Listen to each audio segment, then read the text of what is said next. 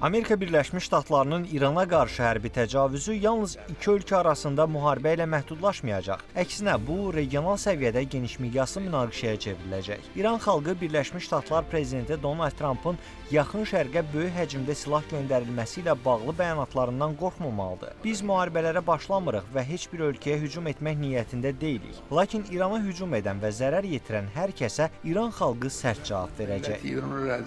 Qeyd edək ki, yanvarın 26-sında Prezident Trump nəhəng bir armadanın İran istiqamətində hərəkət etdiyini bəyan edib. O, Tehranın danışıqlar masasına əyləşəcəyinə və nüvə silahından tam imtinanı nəzərdə tutan ədalətli və bərabər hüquqlu saziş imzalanacağına ümid etdiyini bildirib. ABŞ lideri ötən ilin iyununda İran İslam Respublikasının nüvə obyektlərinə endirilən zərbələri xatırladıb. O, xəbərdarlıq edib ki, növbəti hücum daha sərt olacaq.